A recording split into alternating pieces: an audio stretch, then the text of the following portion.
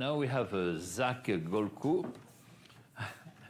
So we are moving to the famous 5-minute talks. So it was in January.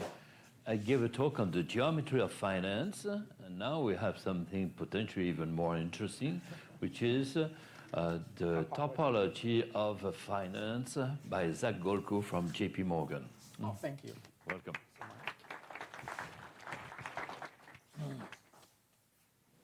Appreciate it. Thank you, Bruno, for the invitation. Yeah, it's not.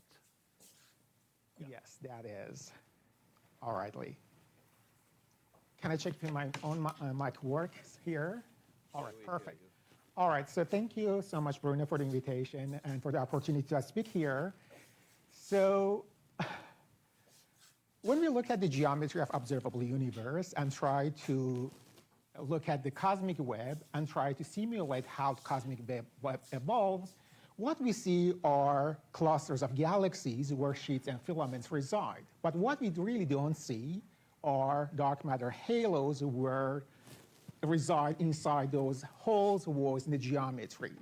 So the topic of this lightning talk is about exploring holes, voids in the geometry, of course not in cosmology, but in finance. So when you look at in math and try to understand the shape, there are two methodologies. There is geometry and there is topology. In geometry, we care about the absolute distance between data points. But topology is all about locality. It cares about the neighboring data points. So in topology is the study of the properties of a geometric object that are preserved under continuous distortion and deformation, so you can bend, twist, stretch an object. As long as you don't tear it, all those properties are going to remain the same. So in topology, we say that donut and a cup are the same. There are two main techniques for topology. There is a mapper algorithm and also persistent homology, which is the focus here. There are many arguments why we should use topology for analysis of discrete data. One of the general idea says that data has shape and shape has meaning. But the one that really resonates with me and I would like to share with you here today is the one that Michael Friedman argues. He says, look, data is information that we're trying to capture. Data is the information that tries to tell us something about the features in the real world. By the mere act of collecting data, we are distorting the relationship between those features. What we really look at the data set is a distorted version of the reality.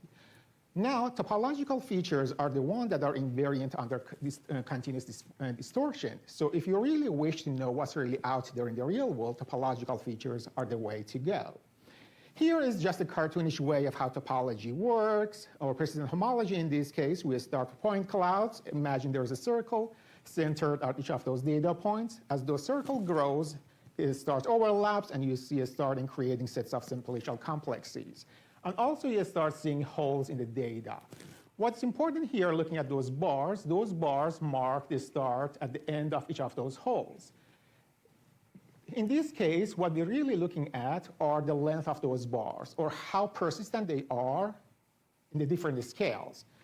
The important point here is to look at the size of those bars. Short bars usually correspond to topological noise, and the longer bars correspond to topological features. Topology have been used in finance in various ways. Here are just some examples. They have been used for characterizing financial time series data, for detecting early possible sign of financial crashes, for identifying market patterns, for risk management. The one that I also been using them for verification of financial system, whether they are chaotic or just noisy, for examining similarities between different data sets. You can use the idea of the barcode to do that, and also incorporate topological features in your machine learning models.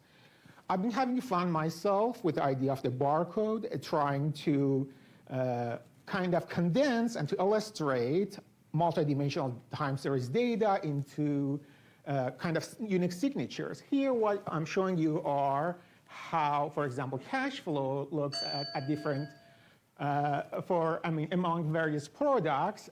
So I only have time to go through some of them basically and show you that how the cash flow, for example, changes under various market conditions. I'd like to finish my lightning talk by telling you about the beauty of topology, which is really, this topology basically shines in uncovering hidden patterns within higher dimensional data that otherwise remain obscured. But there is a caveat, and you may have guessed that, and that is basically very expensive computational time that topology in higher dimensions need. But there is also some hope, and that is some of the work that I'm doing on developing quantum and quantum-inspired algorithm to truly capture the whole topological features, what they can offer us. Because when you look at the quantum system, they're great in creating new pathways that classically cannot be created. So the idea is that if they can generate, they can also detect those pulls. Thank you so much for your attention. Bravo. Brilliant. Very good. Oh, thank you. Wonderful.